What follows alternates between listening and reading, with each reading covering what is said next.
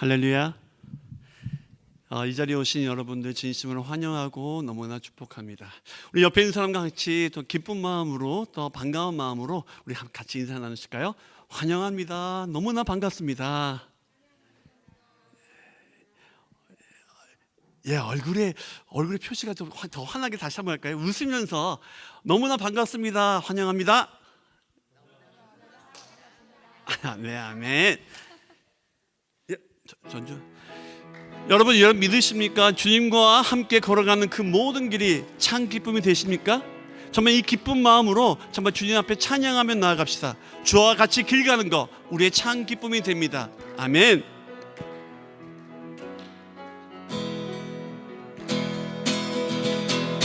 주와 같이 길 가는 거 즐거운 일 아닌가. 우리 주님 걸어가신 발자취를 밟게 어린아이 같은 우리 미련하고 약한 나 주의 손에 이끌리어 생명길로 가게 한 걸음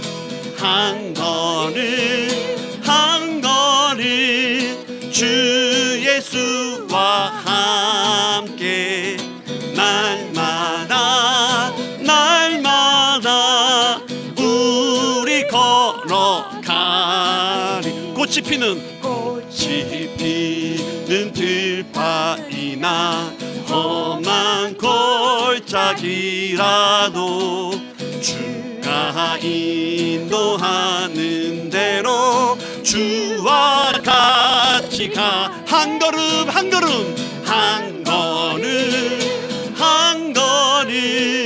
주 예수와 함께 날마다 우리 걸어가리. 옛 선지자 에녹같이 우리들도 천국에 들려 올라갈 때까지 주와 같이 걷게. 한 걸음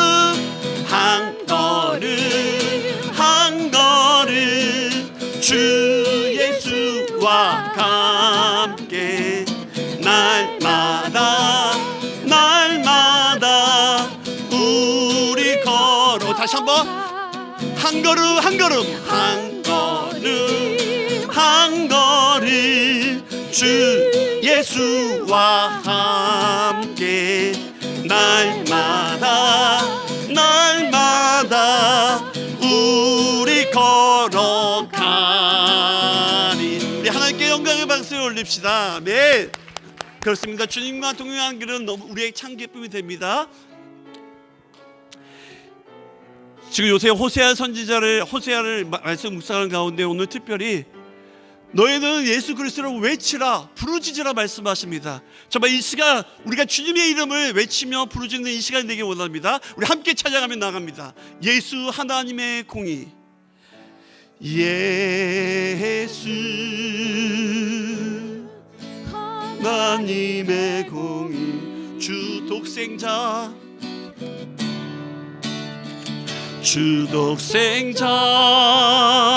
주의 나라 임하시네. 예수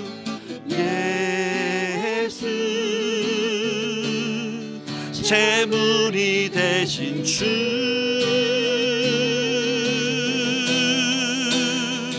영광 중에 그의 나라 임하시네. 주의 나라 영원하며 그의 영광 무궁하리. 왕의 위엄과 능력이 이제 임하였으니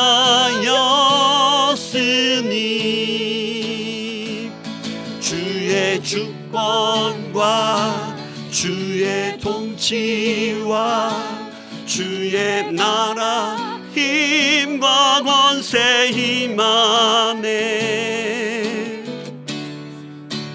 예수 하나님의 공의. 우리 다시 한번 고백할까요? 예수 하나님의 사랑. 예수 하나님의 사랑. 주 은혜와 말씀으로 나타났네.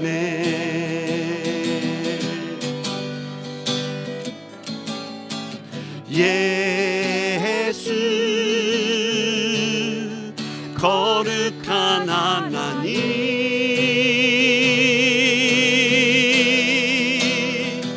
영광 중에 그의 나라 임하시네. 주의 나라 영원하며 주의 나라 영원하며 그의 영광 무궁하리. 왕의 위엄과 능력이 이제 임하였으니 주의 주권과 아멘 통치와 주의 나라 힘과 권세 임하네. 예수 하나님. 우리 다시 한번 2절로 예수 하나님의 사랑. 예수 하나님의 사랑. 주네와 말씀으로 나타났네.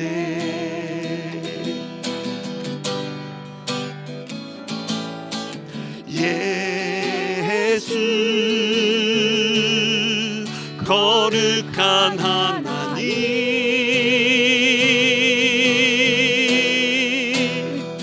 영광 중에 그의 나라 임하시네.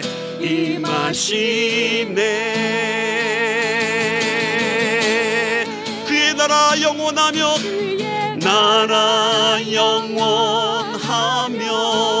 아멘.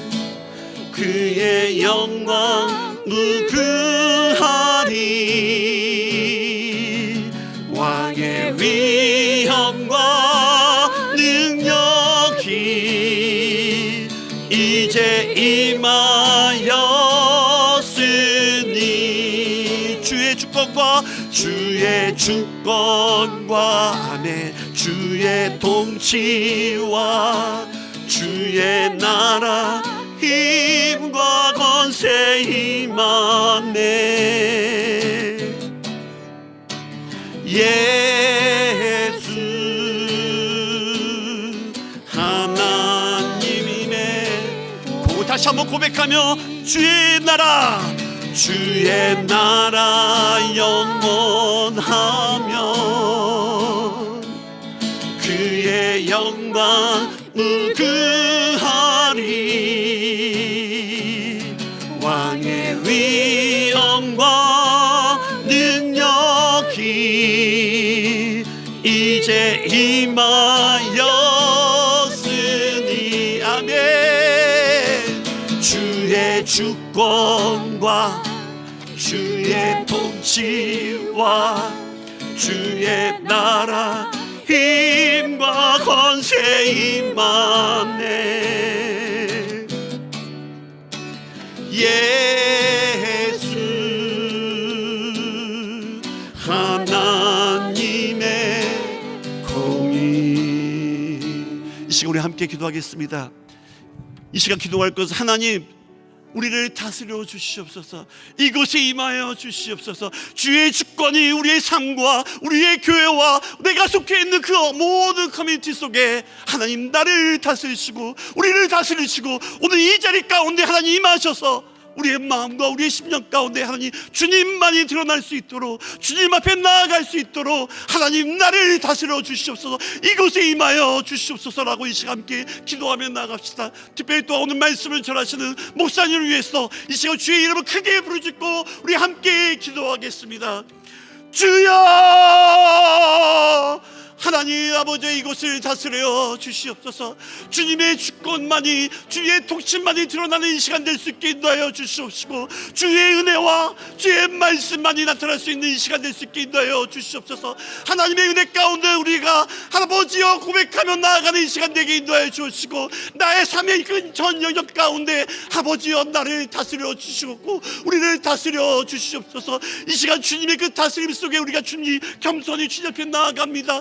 말씀하여 주시고 그 말씀 가운데 하나님 온전히 나아갈 수 있는 시간 될 수 있게 인도하여 주시옵소서. 우리의 죄질 가운데 하나님 돌이켜 회개하며 나아가게 인도하여 주시고 그 말씀으로 인하여 다시 한번 주님 앞에 설 수 있는 그 은혜의 자리, 바로 이 자리가 주님 앞에 설 수 있도록 인도하여 주시옵소서. 귀하신 박영도 목사님 그 입술 가운데 함께하여 주사 그 말씀을 전하는데 부족함이 없도록 늘 함께하여 주시옵소서. 함께하여 주시옵소서.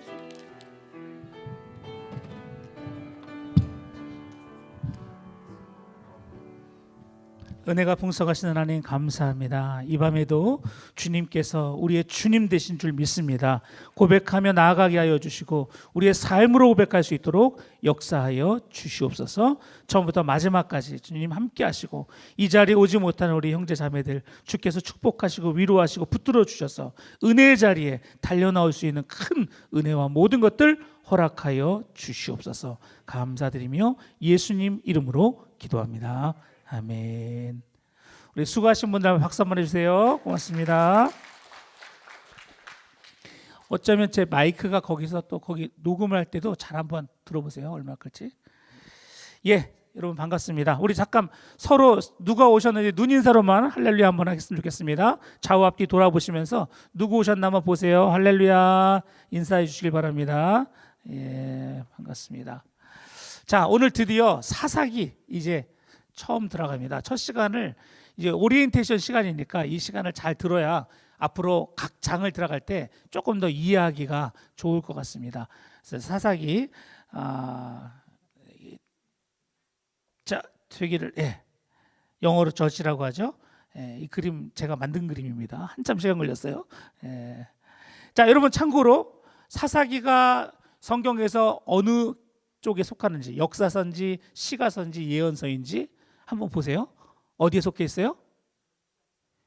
예, 역사서에 속해 있죠. 예, 역사서라는 거는 성경의 이야기 줄거리가 쭉 시간별로 진행되는 겁니다. 그래서 창세기, 출애굽기, 민수기, 여호수아까지 이제 역사가 지나가다가 그 다음에 사사기, 그리고 사사기와 같은 동년 때 일어난 일이 뭐라고요? 룻기는 어떻게 보면은 하나의 스토리만 담고 있고요.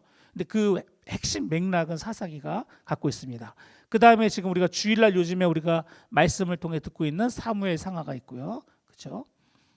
자, 그래서 이 역사서가 바로 구약의 성경의 뼈대를, 이야기 줄거리의 뼈대를 형성하는 겁니다. 그래서 사실 여러분 이 뼈대를 잘 알아야, 시간적으로 말씀이 어떻게 흘러가는지를 알아야 성경의 흐름을 전체적으로 알 수가 있습니다. 역사서의 자리는 어디냐? 이거 예전에 했던 겁니다. 자, 시간적으로 고속도로라고 말할 수 있다면 그 옆에는 시가서도 있고 예언서 혹은 선지서가 같이 있는 겁니다. 그래서 역사서가 중앙을 달리고 있으면 그 옆에서 그 시대의 어떤 이야기들을 해주는 게 시가서나 룻기 같은 문학서나 혹은 선지서, 예언서 같은 게 될 수 있을 겁니다. 자, 그래서 이렇게 전체적으로 창출, 민수, 사사기, 사무엘상하, 왕상, 그리고 우리 최근에 보았던 느헤미야가 맨 마지막에 놓여 있는 걸 볼 수 있습니다.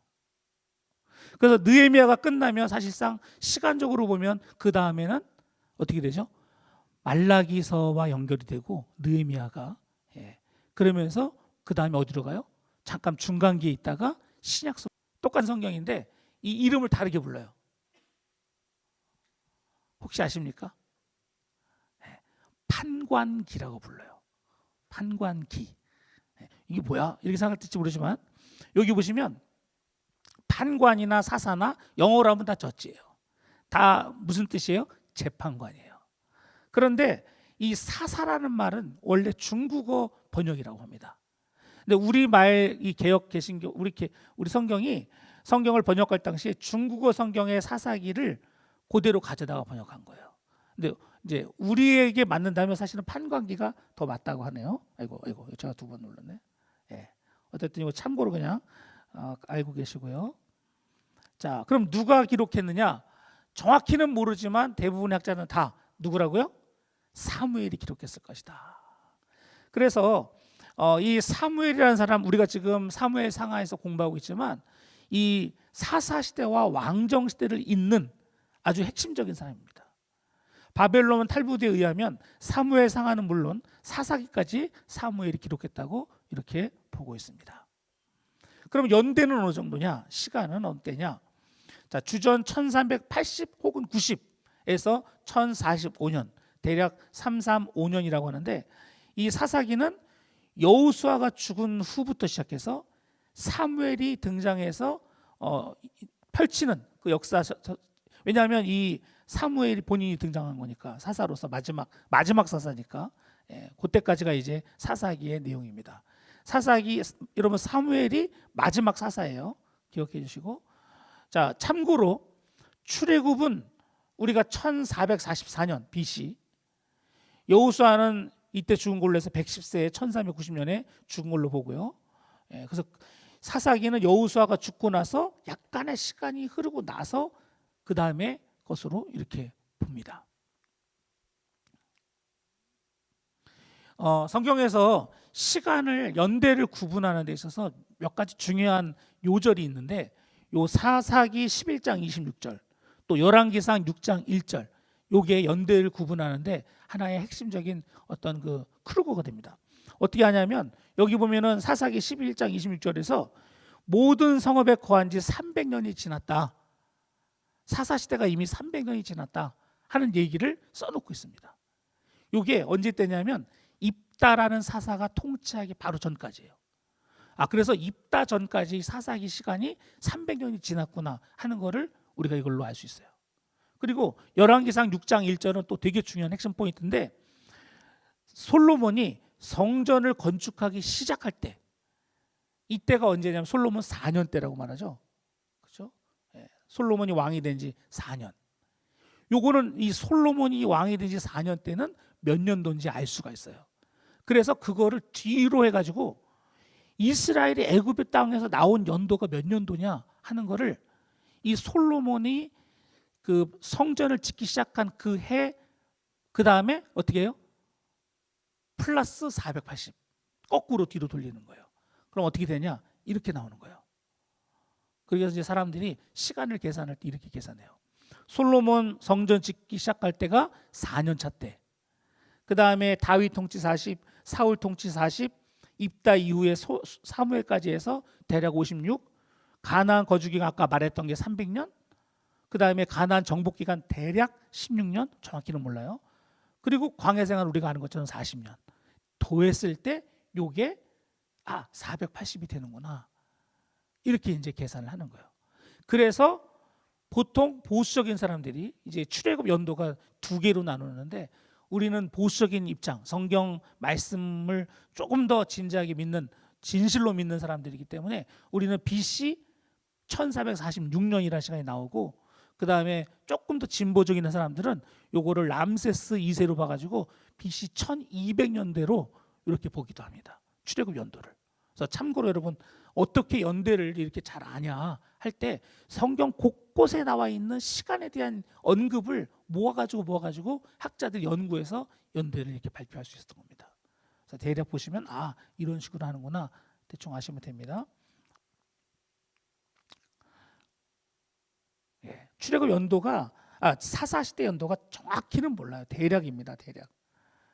또 사사들이 몇 명이죠, 여러분? 혹시 사사가 몇 명인지 아세요?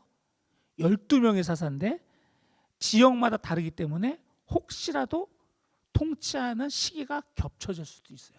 중복될 수도 있어요. 그런 점도 참고를 하셔야 됩니다.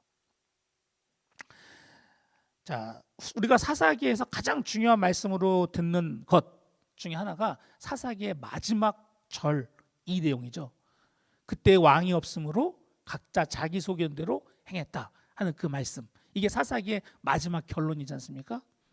근데 그럼에도 불구하고 이 시대는 누가 다스리던 시대였다? 하나님이 다스리던 시대였다. 이때는 아직 왕이 없었기 때문이죠. 이거를 신정 시대라고 말합니다. 지도를 여러분 이렇게 보시면, 자, 뒤에서 잘 안 보이시겠지만 이렇게 모든 12지파가 땅을 분배받고 나서, 자, 여러분 지금 네모칸에 있는 게 12명의 사사들이 일어난 지역입니다. 딱 보셨을 때 어떤 느낌이 드십니까? 사사들이 한 군데에서 나오지 않았다. 이해하시겠죠? 다양한 곳에서 하나님께 사사들을 부르셨다. 거의 전부인 것 같아요. 쫙 펼쳐져 있어요. 그렇죠? 그런 특징을 볼 수 있어요. 하나님이 세우신 사사들이 일어난 곳의 이야기들을 담고 있습니다. 그래서 이 오른쪽에 있는 그림이 그 당시에 가나안 족속들이 어디서 있었느냐, 어떤 족속이 어디 있었냐 하는 것을 보여준다면, 왼쪽에 있는 그림은 그 지역에 어떤 사사들이 일어나게 됐는가 하는 것을 지금 보여주고 있는데, 이거는 아마 잘 안 보이시니까 여러분 항상 이거 공부하시고 나서요, 여기서 우리 예배 때는 이렇게 잘 들으시고 편하게 들으시고 댁에 가셔서 좀 더 인터넷으로 이렇게 보시면 훨씬 더 명확하게 볼 수 있으니까 항상 한 번만 더 공부를 하시면 그러면 더 기억이 잘 되실 겁니다. 자, 그러면 이제 사사기에서는 과연 뭐를 강조하고 있느냐, 이게 포인트죠. 자, 첫 번째는 같이 한번 읽어볼까요? 시작. 순종과 불순종의 결과, 하나님을 저버린 자들의 실상. 자, 무슨 말이냐? 여호수아가 죽기 전에 이스라엘 백성들은 여호와를 섬기겠다고 언약을 갱신했습니다. 그게 여호수아 24장 말씀이에요. 그러나 여호수아가 죽자마자 이스라엘은 얼마 지나지 않아서 대략 350여 년간의 암흑 시대로 들어가게 됩니다. 그 시기를 다른 말로 무슨 시대? 사사시대라고 말하는 거예요. 근데 왜 사사시대를 암흑시대라고 말하느냐? 이유가 나옵니다. 자, 이때까지만 해도 여호수아 24장 16절에서 같이 한번 읽어볼게요. 백성이 시작. 백성이 대답하여 이르되 우리가 결단코 여호와를 버리고 다른 신들을 섬기기를 하지 아니하오리니, 여호수아와 함께 이스라엘 백성들이 세겜에서 언약을 갱신했어요. 그렇게 분명히 약속했단 말이죠. 근데 왜 암흑시대로 가느냐? 이유가 있죠. 같이 읽습니다. 시작. 백성이 여호수아가 사는 날 동안과 여호수아 뒤에 생존한 장로들, 곧 여호와께서 이스라엘을 위하여 행하신 모든 큰 일을 본 자들이 사는 날 동안에 여호와를 섬겼더라. 누가 여호와를 언제까지 섬겨요? 하나님의 큰 일을 본 사람들, 그들이 살아있는 동안, 그때까지만 사람 백성들이 여호와를 섬겼다는 거죠.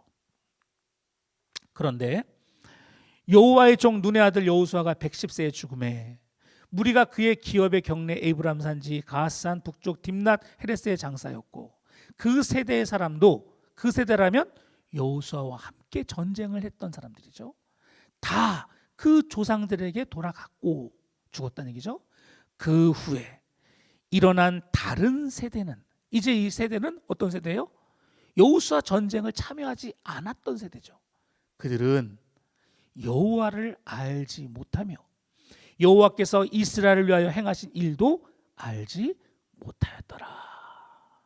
바로 이들에 의해서 이제 암흑의 시대가 찾아온 것입니다.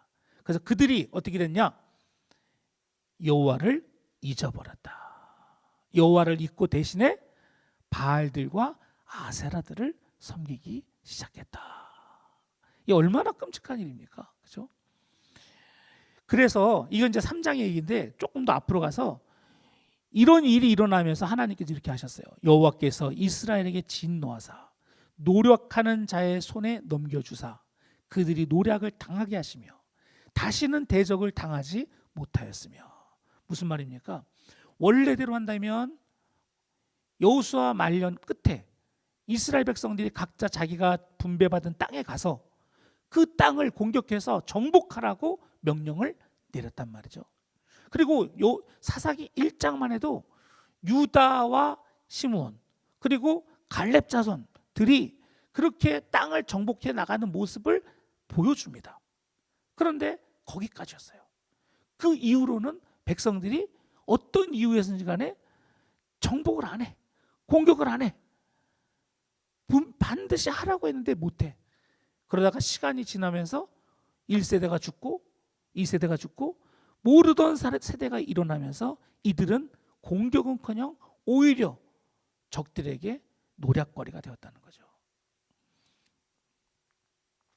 근데 이거를 사실은 알고 보면 그들이 하나님께 돌아섰기 때문에 여호와께서 그렇게 하셨다는 거죠. 그래서 여호와께서 나중에 사사들을 세우사 노략자의 손에서 그들을 구원하게 하셨으나 그 사사가 죽은 후에는 그들이 돌이켜 그들의 조상들보다 더욱 타락하였다. 자, 이게 지금 제가 읽어드린 이 말씀이 여호수아 사사기의 아주 가장 중요한 핵심적인 포인트입니다. 그럼 이게 이제 구체적으로 어떻게 돌아가는지 한번 볼 수 있습니다. 그래서 사사기는 무슨 책이다? 실패의 책이다. 왜냐하면 처절한 이스라엘의 실패를 담고 있기 때문이에요. 하지만 왜 이러한 실패와 함께 저주에 가까운 사건들이 사사기에서 일어났는지를 우리는 알아야 됩니다. 여러분 나중에 우리가 읽어보겠지만 사사기 뒤로 가면 정말로 상상 못할 일들이 이스라엘 안에서 일어나죠. 엄청난 영적 타락뿐만 아니라 도덕적 타락이 땅바닥까지 가는데 상상할 수 없는 데까지 갑니다. 이스라엘이 완전히 바닥을 기죠. 그래서 여러분 우리가 지금 사무엘상 지금 우리 주일날 같이 공부하고 있잖아요. 말씀 듣고 있지 않습니까? 거기서 엘리 제사장 얘기 나오고 사무엘 얘기 나오는 그 장면은 지금 이 배경을 이해하면요, 그 당시가 얼마나 정말 악한 시대였는지를 우리는 알 수 있어요. 깨끗한 시대가 아니에요. 정말 악한 시대예요. 그래서 제가 지난 말씀 드린 것처럼 하나님께서 그런 이스라엘 백성들을 가르치고자 어떻게 했어요? 언약궤, 하나님의 언약궤 자체가 어떻게 한 거예요? 블레셋 산으로 넘어간 거예요. 그런 배경이 있다는 것을 우리는 알아야 됩니다. 그 이유는 왜 이렇게 실패가 있었느냐? 결국 하나님의 백성들이 하나님의 말씀의 명령을 제대로 따르지 않고 불순종할 때 어떤 결과가 일어나는지를 철저하게 보여준다 하겠습니다. 그래서 여러분 지금 우리가 살짝만 봐도 앞으로 이제 1장, 2장에서 설명되겠지만 이 사사기에서 가장 크게 실패한 것 중에 하나가 있다면 뭐다? 신앙교육이다. 사실은 이게 가장 핵심적인 뼈아픈 일이에요. 여호수아 장군이 그렇게 싸움을 잘해놨지만 모세가 강조했던 이 자녀들에 대한 신앙교육이 실패했어요. 그래서 뒤로 가면 갈수록 여호와를 모르는 세대가 나왔다는 거죠. 이게 무시무시한 거죠. 모세는 그래서 자녀 교육을 되게 강조했지 않습니까? 이게 쉐마의 말씀이고요. 그러나 가나안에 정착한 이스라엘 백성들은 가나안에 적응하는 문제는 잘 배우고 가르쳤을지 모르지만 전쟁을 알지 못하는 세대를 향해 바른 신앙 교육을 감당하지 못했던 것이다. 그 땅에서 사는 거는 잘 살았다. 그러나 신앙 교육이 안 됐다. 여러분 이게 딱 오늘날 자칫 잘못하면 이민을 살아가는 우리랑 그대로 연결될 수 있어요. 이민의 땅에서 정착은 잘했지만 신앙 교육이 안 됐다. 똑같은 말이 될 수도 있어요. 이스라엘은 안락한 삶만 원했지 그 땅에서 제사장 나라로서의 사명을 다하지 못했고 하나님과의 깊은 관계를 소중히 여기지 않았다. 그래서 여러분 이 똑같은 얘기예요. 이민의 땅에서 과연 부모들은 무엇을 원했는가? 자, 이거냐? 물론 둘 다 잘하면 제일 좋죠. 그러나 이 쉽지 않잖아요, 그죠? 그동안 이민의 땅에서 부모들이 공부해라는 잘했을지 모르지만 정말로 신앙을 얼마큼 어떻게 가르쳤느냐, 이게 사사기랑 똑같은 내용이에요. 이스라엘은 하나님과의 친밀한 관계를 잃어버리는 것보다 편안한 삶을 잃어버릴까 더 두려워했다. 원래는 하나님이 명령하신 것을 따라서 하나님이 원하시는 것을 행하기 위해서 순종하고 어떻게 해야 돼요? 전투에 나가야 되는 거예요. 목숨을 걸고 싸웠어야만 해요. 그런데 안 싸웠어요. 왜? 핑계가 그럴듯했어요. 골짜기에 있는 적들은 철병거가 있단 말이에요. 그러니까 우리가 감히 건들 필요 없다, 그냥 놔두자. 그게 사사기의 이스라엘 백성들의 공통적인 편리한 궤변이었어요. 그들은 안락한 대로 그냥 이대로 살면 괜찮을 거야 라고 생각했지만 시간이 흐르면 흐를수록 그러다 보니까 하나님을 모르는 백성들이, 자녀들이 이제 대부분이 되면서 그때부터는 옛날에는 철병과 아니라 거인족이 있던 안악자손과도 싸워서 다 이겼는데 그 이후로는 아예 싸우는 법을 몰라요. 어떻게 믿음으로 싸우지? 이게 상상이 안 되는 거예요. 그래서 결국 다들 노예로 전락하게 되죠. 이스라엘 백성들이 오랜 시간 압제받고 노예가 되어버립니다. 여러분, 이거 지금 똑같아요. 오늘날 우리의 젊은이들, 한국에 있는 많은 젊은이들, 여기도 그럴 수 있지만, 지금 보세요. 정말요. 지금은 정말로 교회 안 다니는 친구 너무 많아요. 그 노예가 된 거예요. 세속의 노예가 된 거예요. 마약과 세상 성공과, 그렇죠? 세상의 노예가 돼 버렸어요. 이제는 그들을 풀어낼 수가 없어요. 부모의 힘으로는 안 돼요. 만약 지금 우리 한국의 그리스도인들이 한 20년만 지난다, 10년, 15년 지나면 어떤 일이 벌어질까? 앞으로 상상하지 못할 일들이 벌어지겠죠.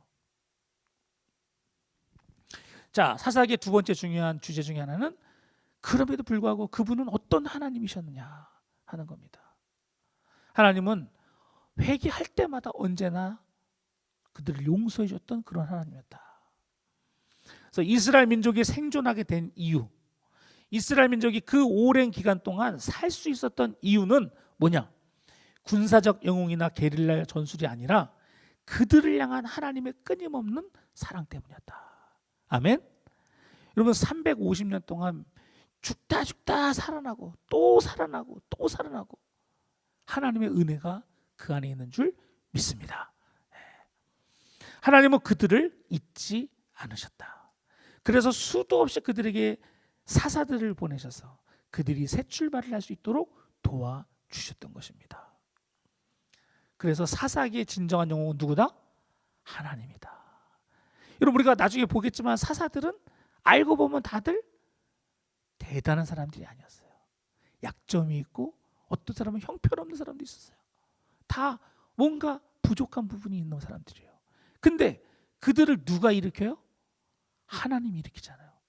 하나님이 일으키셔가지고, 그죠? 엄청난 일을 하게 하시잖아요. 참 놀라운 일입니다. 우리가 볼 때는 상상 못할 일이 벌어지는데 그 뒤에는 하나님 계셨다.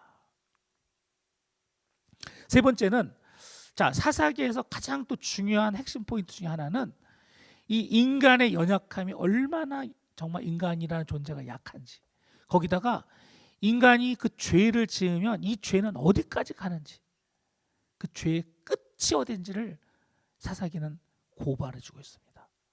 그래서 심지어 회개할 때마다 하나님이 부족한 사사들을 불러주셔서 구원을 시켰지만 문제는 뭐냐? 그 사사들도 다들 약점이 있었다.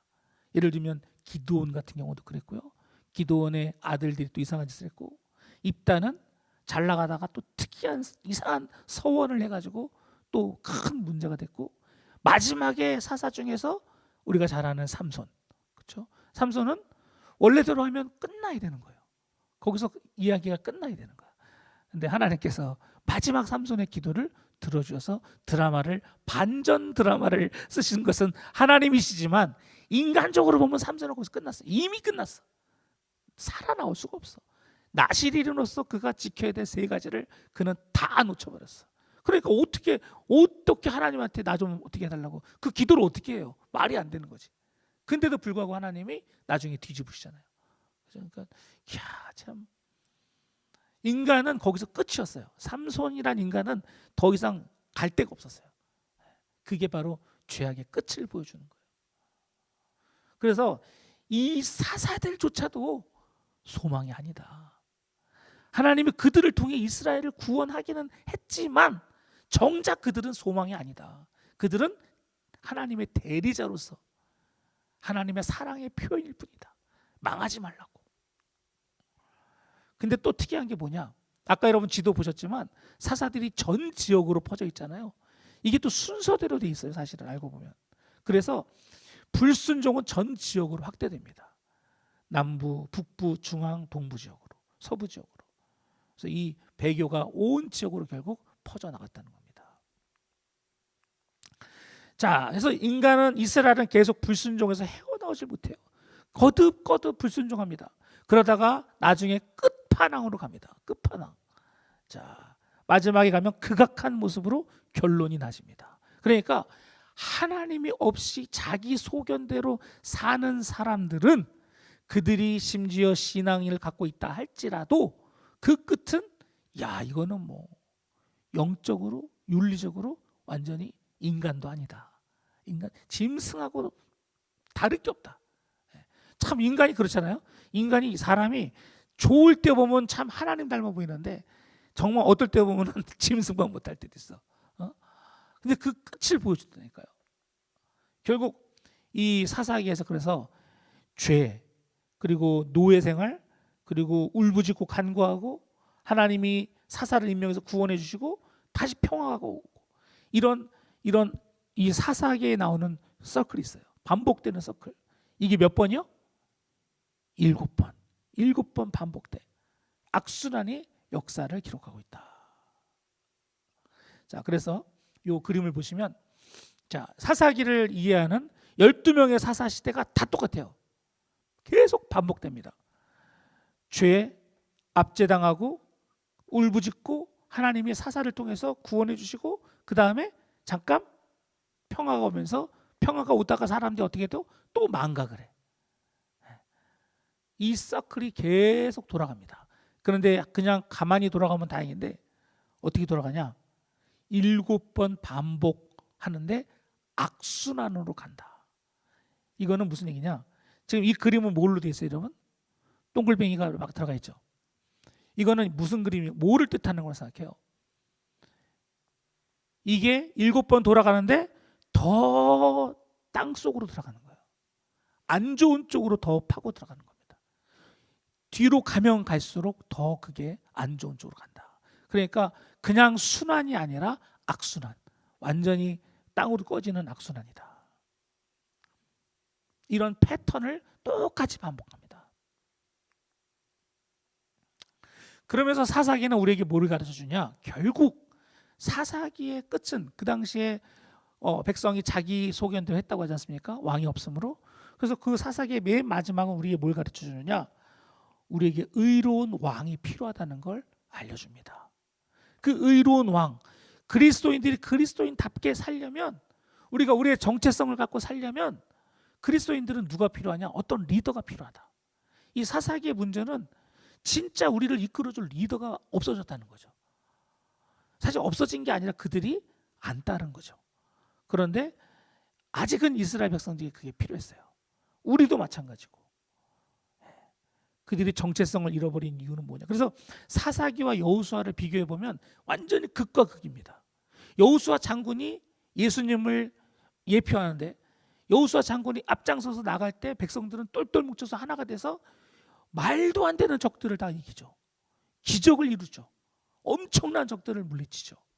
그러니까 이게 우리가 오늘날 필요한 건 여호수아 같은 예수님의 리더십입니다. 그 역할을 해주는 거예요. 하나님 마음에 맞는 사람을 구하여 여호와께서 그를 그의 백성의 지도자로 삼으셨느니라.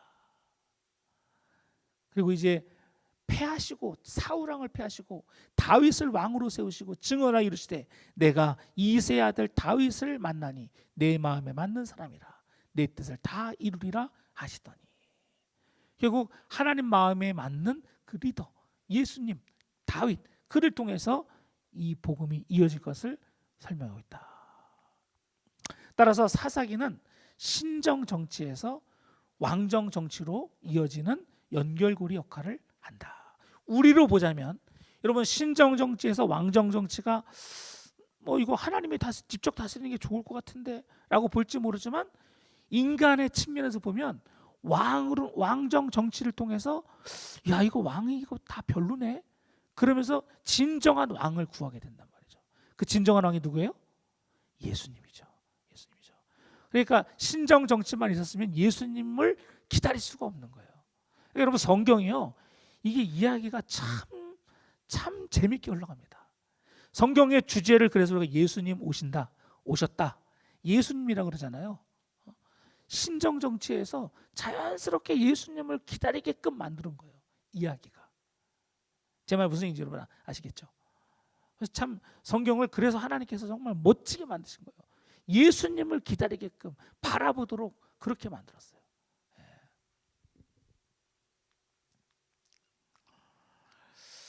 근데 문제는 뭐냐면, 사람들이요, 하나님을 섬긴다고 하면서 그냥 보상과 처벌, 이거를 율법적인 세계관이라고 말하는데, 율법적인 세계관 갖고는 살 수가 없다. 그걸로 고칠 수가 없어요. 사람들이요, 율법적인 세계관 갖고 신앙생활하면 어떻게 하느냐? 순탄할 때는 하나님에 대해서 별로 필요하지 않아. 힘들어지면 하나님께 돌아와. 진짜 하나님을 사랑해서가 아니라 내가 안락한 삶을 살기 위해서 하나님을 이용해 먹는다. 이게 율법적인 사고관을 갖고 있는 사람 특징이에요. 이런 정신으로는 진정한 신앙생활을 할 수가 없다는 거예요. 사람이 그렇게 하나님을, 그래서 왜 우리가 마음과 몸과 모든 걸 다해서 하나님을 사랑하라, 네 이웃을 그렇게 사랑하라 하신 이유가, 이 사랑이 아니면 신앙생활을 할 수가 없어요. 우리는 이기적인 존재이기 때문에 절대로 내가 원하는 걸 하고 싶지 하나님 원하는 걸 해드리고 싶은 마음이 안 생긴단 말이에요. 율법 세계관을 갖고 있으면 그걸 못 뛰어넘는 거예요. 자, 이 말이 여러분 무슨 얘기인지 잘 새겨 들어보십시오. 그래서 구약 성경에 나오는 사람들의 한계가 있어요. 한계. 뛰어넘어야 되는데 못 뛰어넘어. 그래서 구약에 있는 사람들이, 몇몇 사람들은 아주 특출한 사람이 있지만 대부분의 백성들이 율법의 사고관에서 나오질 못해. 그거를 뛰어넘는 게 만드는 게 뭐다? 복음이에요. 복음은 우리로 하여금 주님을 사랑하게 만듭니다. 믿습니까? 이게 얼마나 큰 차이인지 몰라요. 복음은 우리가 진심으로 하나님을 사랑하고 이웃을 진심으로 사랑하게끔 만들어준다니까요.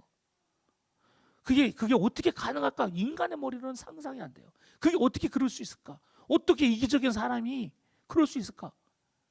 예수 그리스도의 죽으심과 그 피, 그의 희생이 우리로 하여금 그렇게 만든다니까요. 그래서 복음이 위대한 거예요. 그거는 구약의 아주 엄청난 시대를 뛰어넘는 완전히 새로운 거예요. 그래서 너무나 놀라운 것입니다. 결국 하나님은 7번의 악순환에 빠져서 더 이상 갈 곳이 없을 정도로 타락해가는 이스라엘을 보여주심으로 진정한 하나님의 마음을 우리에게 알려주신다. 율법의 체계에서는 도대체 구원을 얻을 수가 없다.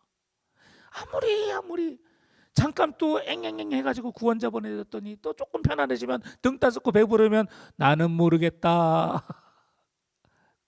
이게 인간이라니까요. 이거를 수도 없이 반복했다니까요. 이 율법의 이 악순환에서 나올 수 있는 사람이 없다니까요. 무슨 얘기인지 여러분 아시겠죠? 그래서 사사기를 읽다 보면 복음이 필요하구나. 정말 주님의 은혜가 필요하구나. 그게 아니면 이 악순환에서 나올 수가 없구나. 그거를 배우게 된다는 거죠. 그래서 우리는 지금 성령 안에 이 진정한 복음, 예수 그리스도가 왕 되시고, 그렇다고 해서 그분을 뭐 우리가 왕이라고 그래가지고 우리가 뭐 무조건 막 이러기만 하는 게 아니잖아. 그분은 또 우리를 사랑해 주잖아. 너무나 이 복음의 체계가 놀랍습니다. 자, 그래서 사사기에서는 예수 그리스도가 이 사사가 그림자. 재밌는 건요. 자, 사사들 중에서 어떤 사람은 통치자로, 어떤 사람은 제사장으로, 어떤 사람은 선지자의 역할을 감당했어요. 사사들 중에서. 여러분, 제사장, 구원자, 선지자, 이 세 가지 역할을 하신 분이 누구예요? 예수님밖에 없어요. 그래서 모든 사사들의 한 가지 공통점은 바로 예수님을 가리키고 있다. 나머지는 다 넘어가고요. 이것도 넘어가고. 사사기를 보시면 1장부터 21장까지 있는데 서론이 조금 길어요. 3장까지 있습니다. 그리고 나서 3장부터 시작해서 16장까지가 이제 12명의 사사들의 이야기가 쭉 설명됩니다.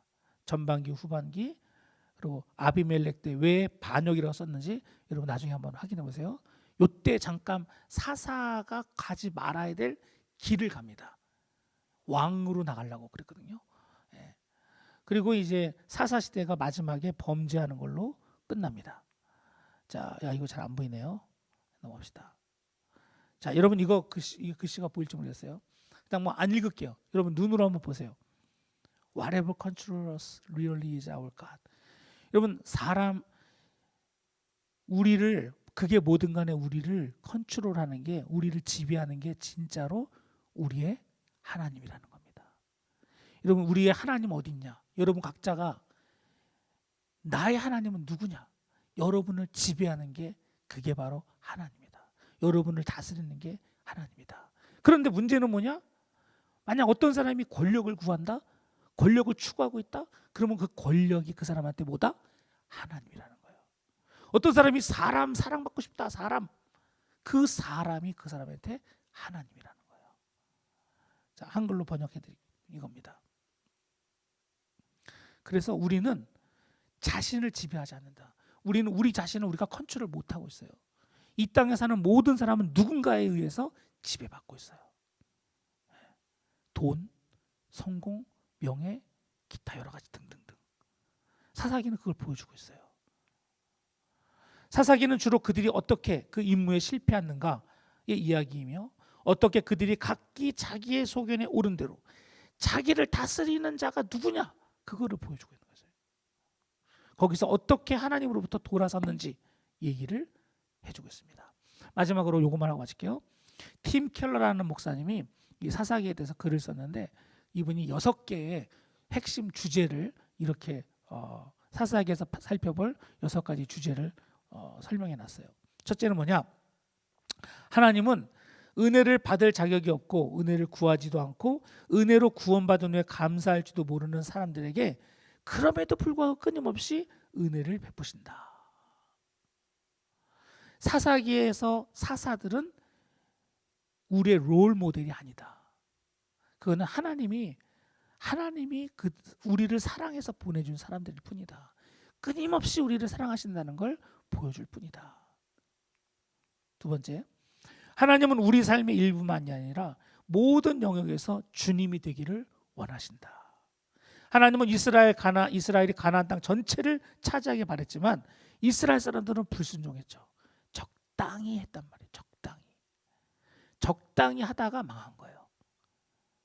그래서 그게 얼마나 무시무시한 것인지를 설명해 주고 있어요. 사사기는요. 아까 제가 말씀드렸던 은혜와 율법의 이 긴장 문제를 사사기가 다루고 있어요. 여기서 답은 복음만이 답이라는 걸 우리가 얘기했죠. 네 번째, 이 땅에 살아가는 우리에게는 지속적인 영적 갱신이 필요하다. 사람은요, 하나님이 빠지거나 하나님의 어떤 은혜가 없으면요, 똑바로 가는 게 아니라 계속 타락합니다. 사람은 그렇습니다. 우리가 인생을 살아가면서 지속적으로 지금 여러분 수요예배 나오거나 주일날 예배 나오고 매일매일 말씀 묵상하고 이런 어떤 우리에게 계속적인 은혜가 주입되지 않잖아요. 그러면 사람은 똑바로 갈 것 같잖아요. 안 그래요. 반드시 타락해요. 그게 인간이라는 거예요. 인간의 약함을 우리가 인정해야 돼요. 다섯째, 우리는 참 구원자가 필요하다. 진정한 구원자. 인간의 구원자들이 아니라 진짜 구원자.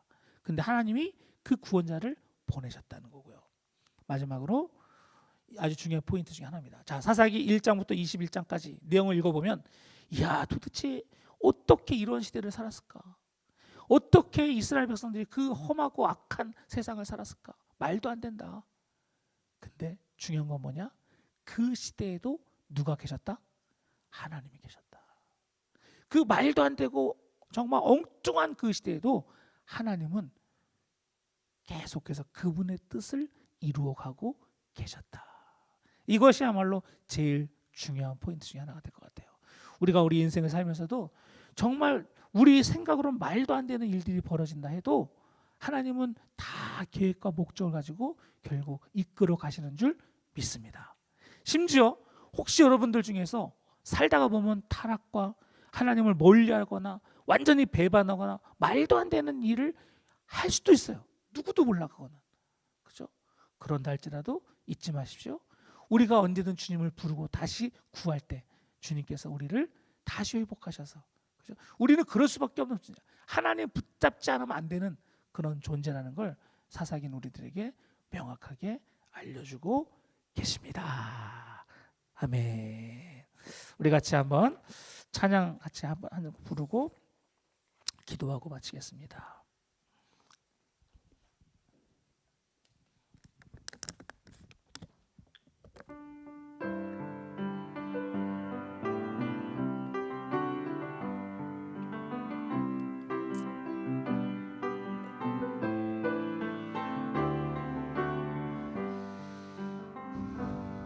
세상의 유혹 시험이 내게 몰려올 때에 나의 힘으로 그것들 모두 이길 수 없네. 거대한 폭풍 가운데 위축된 나의 영혼 어찌할 바를 몰라 헤매이고 있을 때 거짓과 속임수로 가득 찬 세상에서 어디로 갈지 몰라 머뭇거리고 있네. 공중의 권세 잡은 자 지금도 우리들을 실패와 절망으로 넘어뜨리려 하네. 주를 찬양 손을 들고 찬양. 전쟁은 나에게 속한 것 아니니. 주를 찬양 손을 들고 찬양. 전쟁은 하나님께 속하고 주위를 둘러보면 아무도 없는 듯 믿음의 눈을 들면 보이는 분 계시네. 지금도 내 안에서 역사하고 계시는 사망과 어둠의 권세 물리치신 예수님. 주를 찬양 손을 들고 찬양. 전쟁은 나에게 속한 것 아니니. 주를 찬양 손을 들고 찬양. 전쟁은 하나님께 속하. 주를 찬양 주를 찬양 손을 들고 찬양 전쟁은 나에게 속한 것 아니니 주를 찬양 손을 들고 찬양 전쟁은 하나님께 속한